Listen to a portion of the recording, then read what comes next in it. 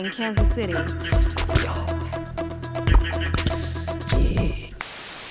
Few directors have changed Hollywood like Steven Spielberg. From groundbreaking blockbusters to emotional character dramas, Spielberg is one of the few directors that can do anything, and in doing so, has changed the shape of cinema entirely. But after years of doing more dramas that, while good, felt a bit dry in comparison, and a lot of us wondered if the greatest director of all time had finally lost his magic. Well, thankfully, I think his latest work suggests the answer might be no. So with his next major movie in theaters, I decided to do something I have never done before. Go through some of my favorite Spielberg movies. These aren't necessarily his best films according to the critics. These are movies that define why Spielberg became the legendary director he is today. Now, I'm gonna level with you guys right now. There is one movie that I think shows the best of Spielberg's abilities. And I'm not talking about Raiders or any of his best work. I think that pick may surprise you. So let's find out which Spielberg movie rules them all. You're gonna need a bigger boat. So let's go back to where it all began. Before Spielberg was making us cry in the theater, he did Jaws, the foundation of his entire career. Now, interestingly, I was gonna make a video on Jaws. It was between this and Fast and Furious, and the latter one. So this is gonna be an interesting experience for me. When people talk about the best Steven Spielberg movies, Jaws always enters that conversation, and for good reason. In 1975, this wasn't just the movie that made Spielberg into a household name, it created the modern summer blockbuster. And the craziest part, this legendary shark thriller almost collapsed during production. Most likely, you have heard about the making of Jaws. It's cemented into Hollywood history. The script was still being rewritten while cameras rolled. The mechanical shark Bruce constantly malfunctioned, and filming in open seas caused endless delays. The movie went over budget, over scheduled, and Spielberg genuinely thought his career might be over before it even started. Like, I challenge you to do research like I did for my original video. It's way more wild than you think. Instead, he delivered one of the greatest thrillers ever made. What makes Jaws so brilliant is how Spielberg turns limitation into suspense. The shark barely appears on screen, yet its presence is everywhere. That iconic opening works because Spielberg focuses on fear, sound designs, and the reaction shots instead of showing the monster outright. It completely changed horror filmmaking and inspired what people now call the Jaws effect. Think about it. Take Aliens as an example. You don't see the monster that much, and that boils down to Spielberg's influence. He proved that what you don't see can be more terrifying than what you do. Spielberg's direction here also deserves special praise. Take the scene at the famous beach where Brody realizes the shark is attacking. Just that unforgettable push-in shot on his face as panic sets in. It's pure visual storytelling, and paired with John Williams' haunting score, every shark attack becomes insanely tense. Those two notes are now some of the most recognizable music cues in film history. The characters are another reason as to why Jaws still holds up. Spielberg made Chief Brody more human by giving him a fear of water, something that wasn't in the original novel. But it's a stroke of brilliance. That single change gives Brody a real emotional arc beyond being a bad father and makes the final showdown with the shark even more satisfying. But the legacy of Jaws goes beyond filmmaking. Alongside the original Star Wars, it created the blueprint for blockbuster cinema. Massive event movies designed to dominate theaters every summer. You could argue that Hollywood today still follows the formula Spielberg helped invent with this film. Without this movie, you don't get Star Wars, Raiders, Superman, the MCU, or honestly Spielberg's entire career without it. Because at its core, Jaws isn't just one of Spielberg's best movies, it's one of the most important movies ever made. A chaotic production turned into cinematic history through pure directing genius. So I'm gonna give Jaws a 10 out of 10. Now for this section, I want to ask you guys something. What is your favorite movie? Is it something like Star Wars, Back to the Future, a Marvel movie, a musical? What is it? Well, I have my answer.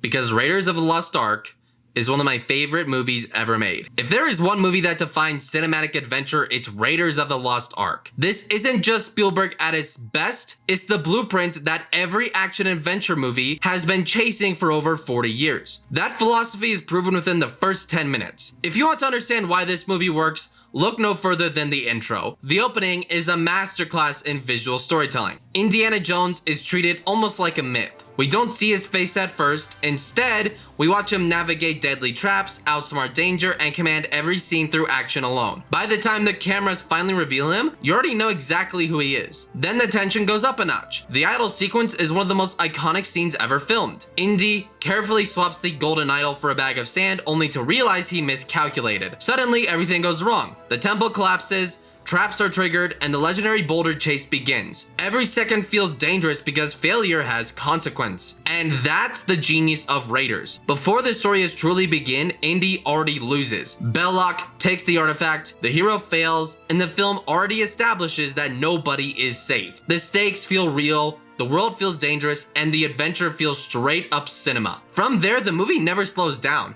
Whether it's the truck chase, the plane fight, or the Well of Souls sequences, every set piece raises the tension while revealing more about the characters. The pacing is as perfect as it gets. At just 2 hours, the film flies by because every scene pushes the story forward. The practical stunt work makes everything feel even more visceral. Harrison Ford performed many of his own stunts, and it shows. The action has authenticity that most modern films struggle to replicate. Visually, the movie's just stunning. Cinematographer Douglas Slocum, the same guy who made the Star Wars movies, by the way, gives Raiders of the Lost Ark a gritty, lived-in look that feels like it's pulled straight from the 1930s serials that inspired George Lucas. Spielberg then elevates that foundation with flawless control of atmosphere, suspense, and scale. Add in John Williams' legendary score and you have one of the most iconic movie soundtracks ever composed. The Raiders March doesn't just accompany Indiana Jones, it is Indiana Jones. It's the character, it's adventure, it's the imagination that you are going to watch something incredible. Then there's the cast. Flat out legendary. Harrison Ford delivers the definitive adventure hero performance. Indy is brilliant, resourceful, funny, and fearless, but he's also vulnerable enough to fail. Marion is far more than a love interest, bringing a unique edge and depth to the story. Sala and Marcus Brody provide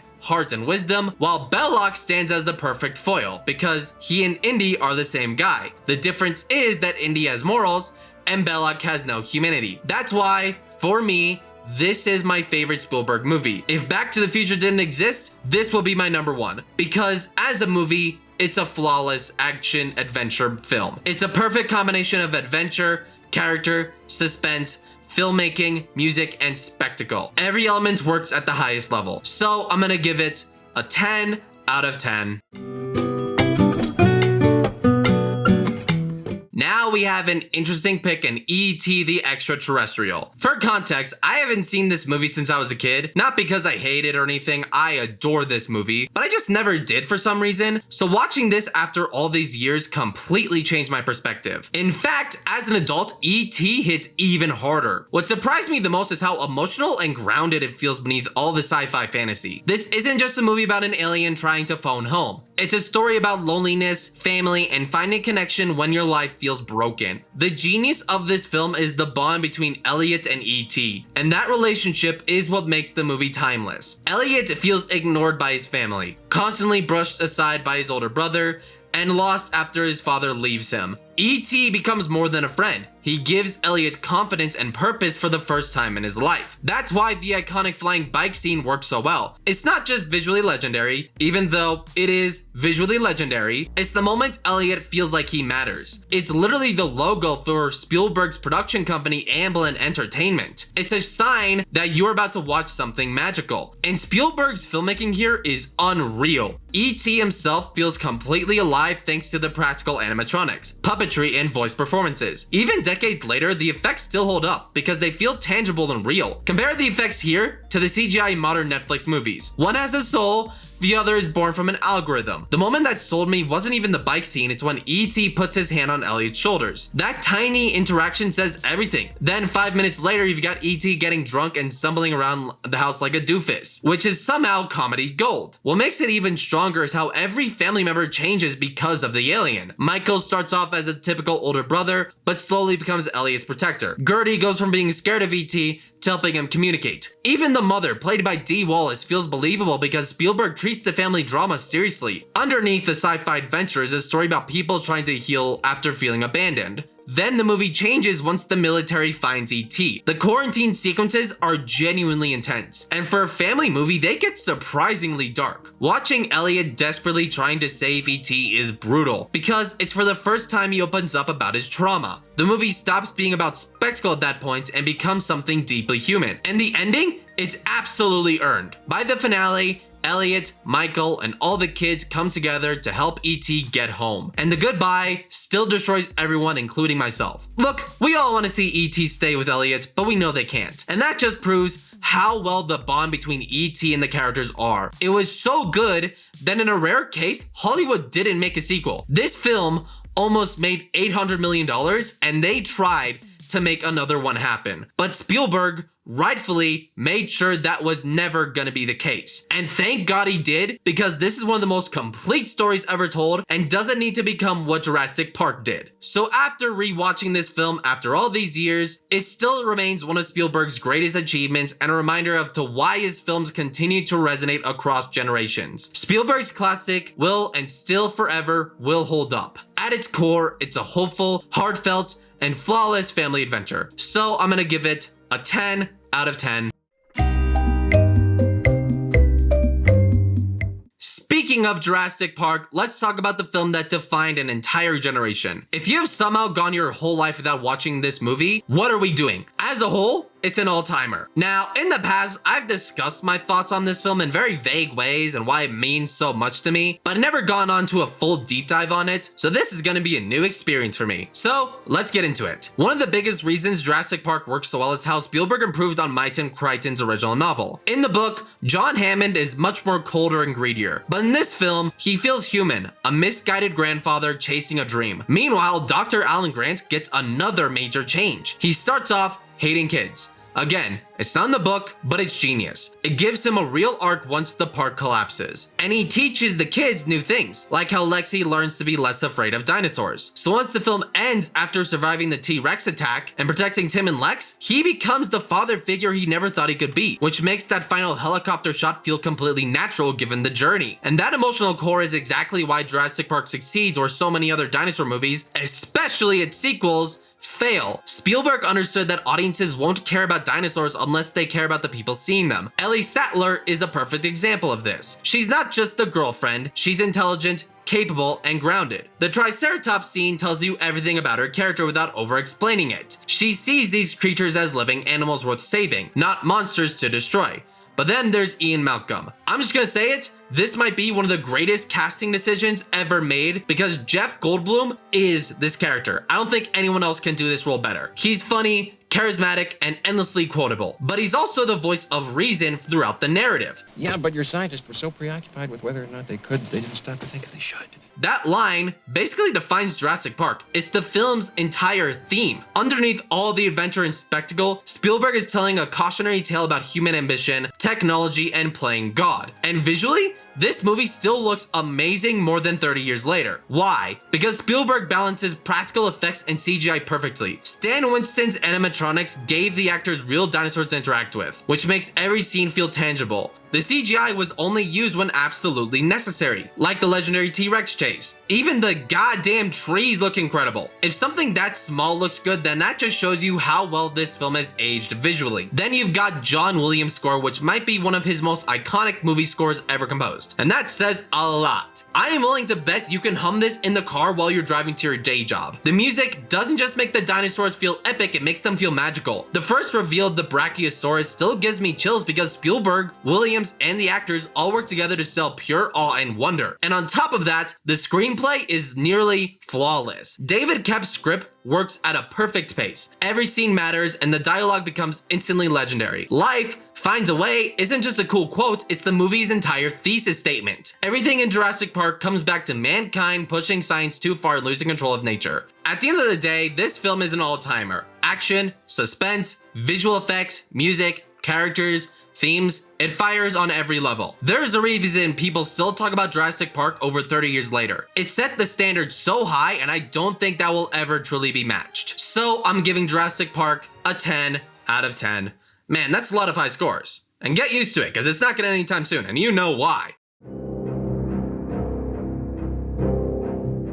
Now we are entering the World War II era of Steven Spielberg. I'm gonna be honest, if Schindler's List is not in your top 5, heck, top 3 Spielberg movies, you are doing something wrong. And I know this personally, because I just watched this for the first time this year, and I hated myself for waiting this long. It's one of those movies that I go, man, why did I wait so long to watch this? It's just so damn good, man. Unlike most Holocaust films, Schindler's List never feels watered down. Spielberg forces you to witness the horror, families being ripped apart, innocent people executed, entire lives erased in seconds. It's brutal, haunting, and deeply disturbing. But what makes this movie unforgettable is the humanity buried inside all of the darkness. It's not just about suffering, it's about survival, empathy, and the people who refuse to lose hope. Visually, this might be Spielberg's greatest achievements. The usage of black and white cinematography gives the movie a raw documentary feel, while the handheld camera work makes every scene feel claustrophobic. And then there's the girl in the red coat. You know the one I'm talking about. It's literally one of the most iconic symbols Spielberg has ever done. A tiny splash of color representing the innocents lost during the Holocaust. Performance-wise, it's just perfect from top to bottom. Now, I'm gonna be honest, some of these names I don't know how to pronounce, so if I get any of them wrong,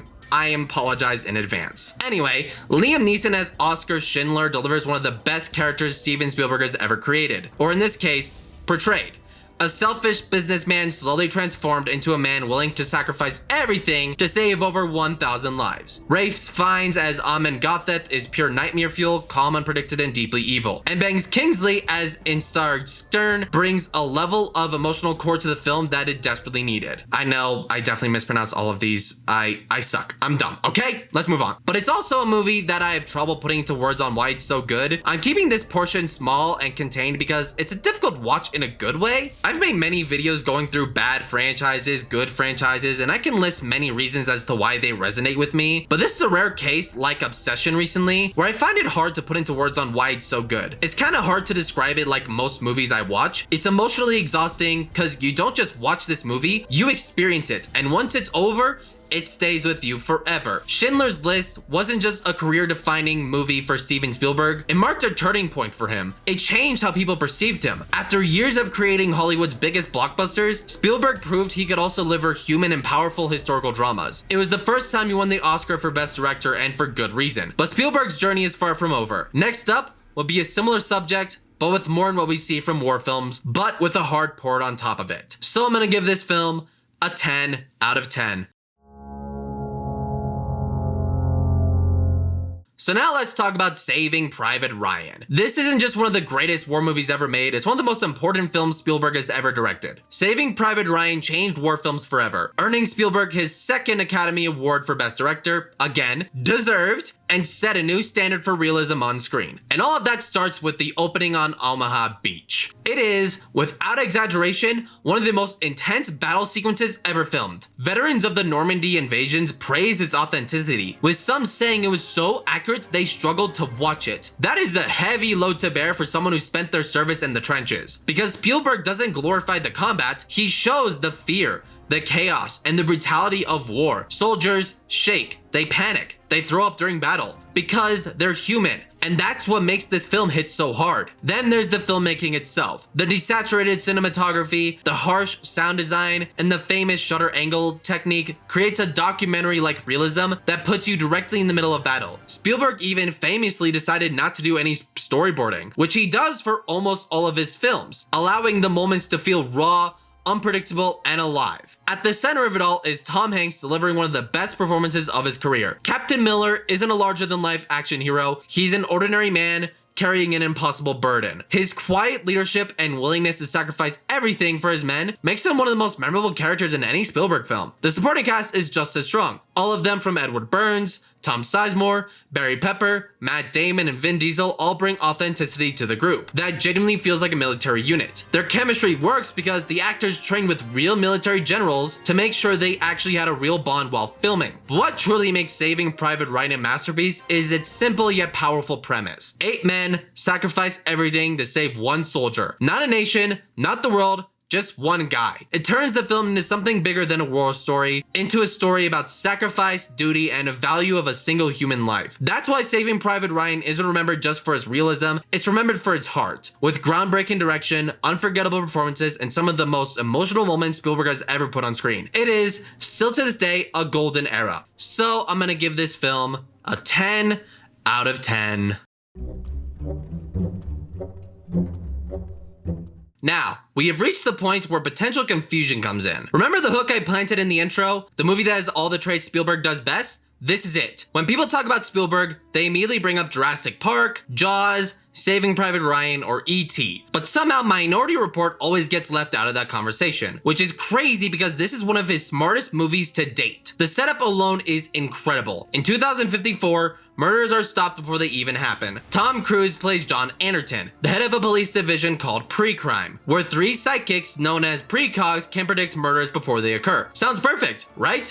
Well, not really, because the system predicts that Anderton himself is about to kill someone he's never met. So now, the man who worked for the system he worked for is now running from it while trying to figure out whether his future is set in stone. And the deeper this movie goes, the better it gets. What starts off as a slick sci-fi action movie slowly transforms into this dark, neo-noir mystery about surveillance, control, and free will. Every new reveal pulls you further into the conspiracy. The movie constantly makes you question whether people are truly in control of their actions or if fate is unavoidable. What makes it crazier is how relevant this movie feels today. This movie came out in 2002, yet it predicted personalized advertising, invasive technology, facial recognition, and a society willing to sacrifice everything for privacy and safety. Spielberg builds a future that feels believable because it's built around real fears. Then you've got the performances. This is honestly one of Tom Cruise's best roles because John Anderton isn't just an action hero, he's not Ethan Hunt, he's deeply broken. He's still grieving the disappearance of his son, addicted to drugs,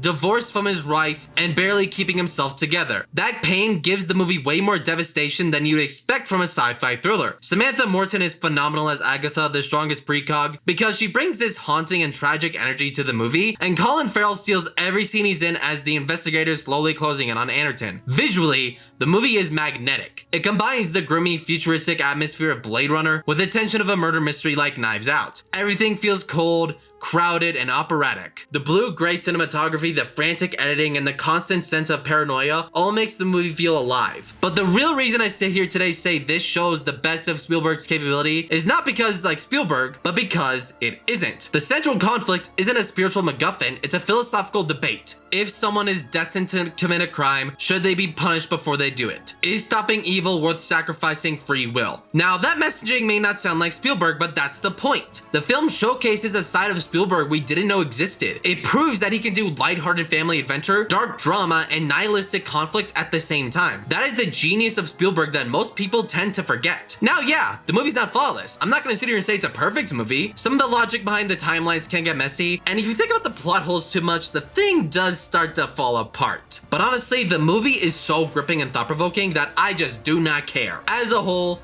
this is one of Spielberg's most ambitious movies. It blends sci-fi, mystery, action, and philosophy into something that feels fresh today. So I'm gonna give Minority Report a 9 out of 10.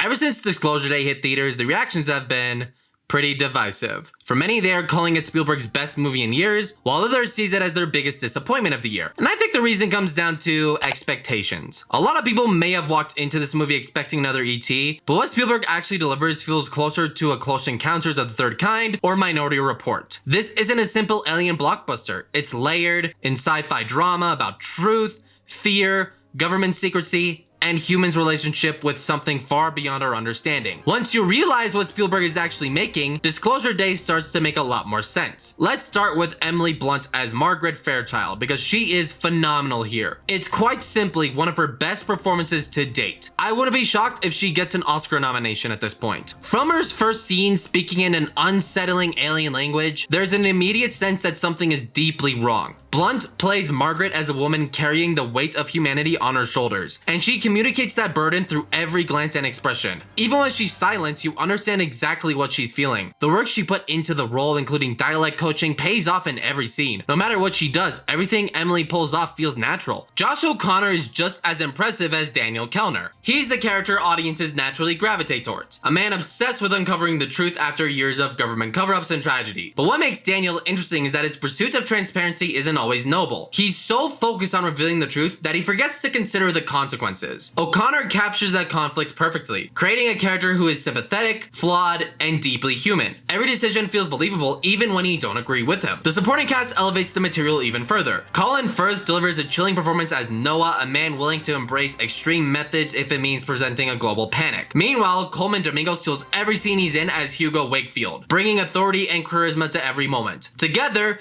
they help turn what could have been a standard sci-fi thriller into something much richer. Visually, Disclosure Day is just stunning. It may not rely on the practical effects as heavily as Jurassic Park or E.T., but Spielberg still manages to make a sense of wonder whenever the aliens appear. Their limited screen time only makes them more effective. You can feel their presence, their mystery, and their power. One of the film's smartest ideas is having the aliens transform into familiar animals, in order to avoid terrifying the humans. It's a simple concept, sure, but it adds another layer to the movie's themes about communication and understanding. The screenplay, written by David Koepp, is another major strength. The opening does lean heavily into exposition, but once the story settles in, it evolves into a fascinating philosophical debate. Should humanity know about the existence of extraterrestrial life? Can society handle the knowledge? And what responsibilities come with revealing it? These are surprisingly ambitious ideas for a modern blockbuster, and the film does a great job presenting both sides of the argument without making either feel completely right or wrong. What impressed me the most is how Disclosure Day feels like a culmination of Spielberg's career. It combines the adventure of Raiders of the Lost Ark, the heart of E.T.,